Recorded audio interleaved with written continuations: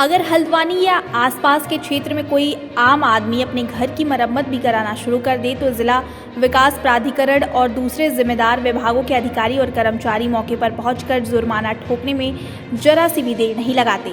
लेकिन जब नियमों को ताक पर रखकर कोई बहुमंजिला व्यावसायिक भवन बना रहा हो तो जिला विकास प्राधिकरण के अधिकारी आंख मूंद कर बैठ जाते हैं। मालदार पार्टी के सामने जिम्मेदार सरकारी अधिकारी अपनी आंखें क्यों मूंद लेते हैं, यह किसी से छुपा नहीं है। ऐसा ही एक मामला आज उस वक्त सामने आया जब कुमाऊं कमिश्नर दीपक रावत अपने दफ्तर से निकलकर नगर निगम से नवाबी रोड और ठंडी सड़क पर बहने वाली नहर के निरीक्षण को निकले थे। नहरों के निरीक्षण के बाद कुमाऊं कमिश्नर नैनीताल रोड पर पहुंचे।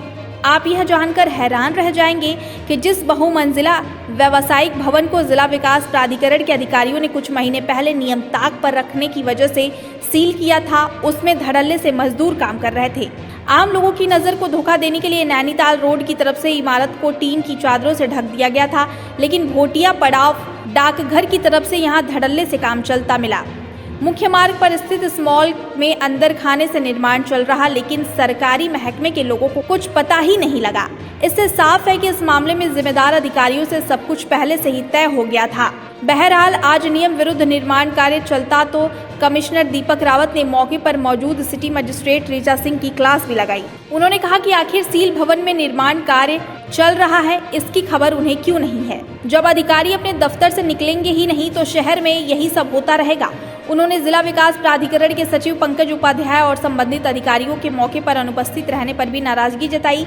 उन्होंने निर्देश दिए कि जब से जिला विकास प्राधिकरण अस्तित्व में आया है तब से वर्तमान तक निर्मित व्यावसायिक भवनों की पार्किंग व्यवस्था समेत हल्द्वानी के अन्य इलाकों में नियमों को ताक पर रखने वाले निर्माण कार्यों की रिपोर्ट भी प्राधिकरण के अधिकारी दें। बता दें कि नैनीताल रोड ही नहीं, हल्द्वानी की बरेली रोड, रामपुर रोड और कालाढूंगी रोड पर भी ऐसे तमाम व्यावसायिक मॉल और कॉम्प्लेक्स हैं जिन्होंने समय समय पर नियमों को ताक पर रखकर निर्माण कार्य किया, लेकिन उन पर कभी भी जिला विकास प्राधिकरण के अधिकारियों की नजरें टेढ़ी नहीं हुई।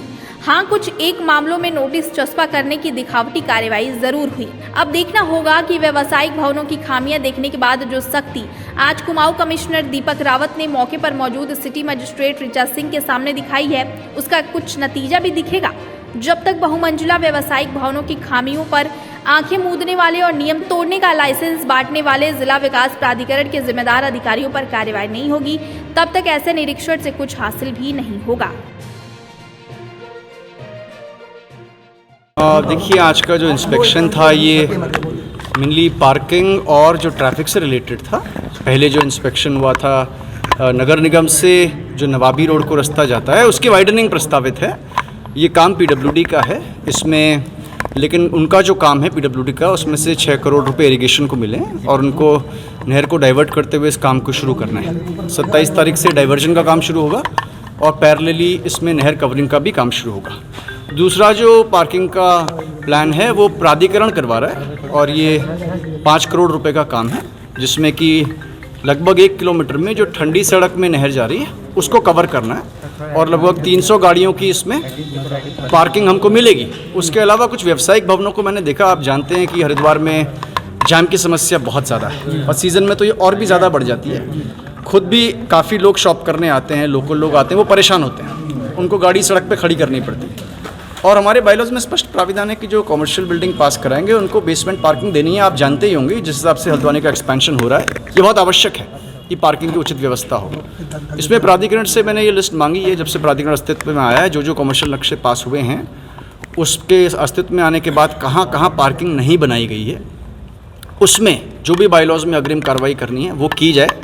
लेकिन हमारी सूचना अपडेट होनी चाहिए, ऐसा नहीं हो कि कागज़ में वो तो सील हो रखा है 4 साल से, लेकिन मौके पे बिल्डिंग बन रही है।